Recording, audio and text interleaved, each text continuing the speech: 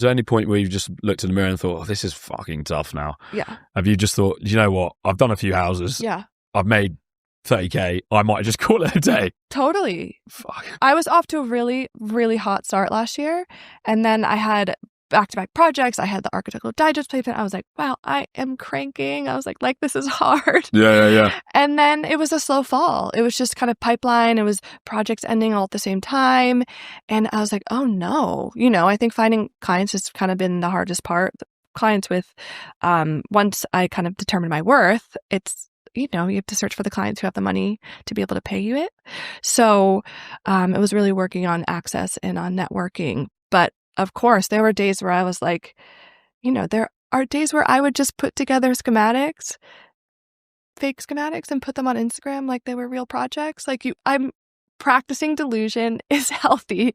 I just had to fake it until I made it a little bit. And I'll still do that. It's just, again, it's a healthy delusion to be a leader, to be a business person. I think of Taylor Swift.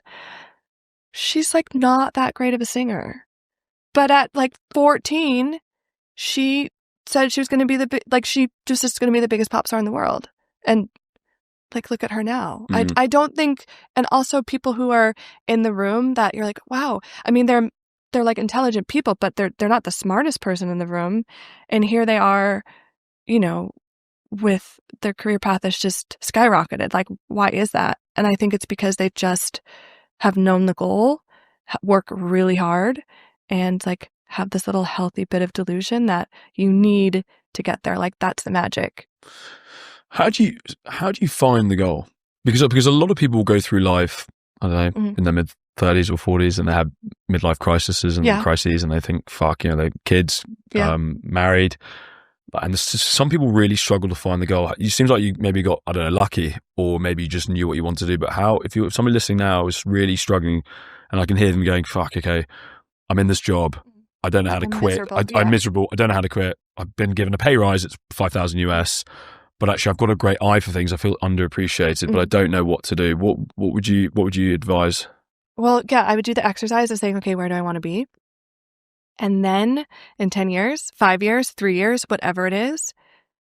And what I did in hair care, and I just started kind of returning to my little roots of growing an Instagram, of writing my Substack, of just all these little exercises that were at that point on the side, but towards the goal of becoming someone that people look to for interior design, or that I had a great eye, or that loved the way I, accessorized, or that I put artwork up in my own apartment.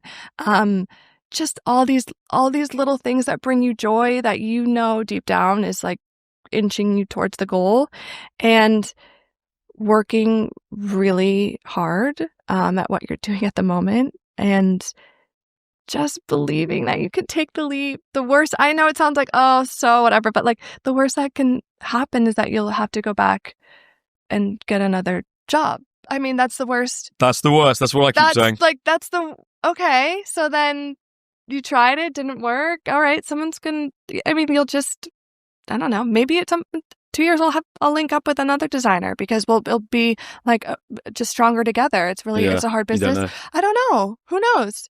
But the worst, I don't know. Worse is that you just maybe give up. It's the fear.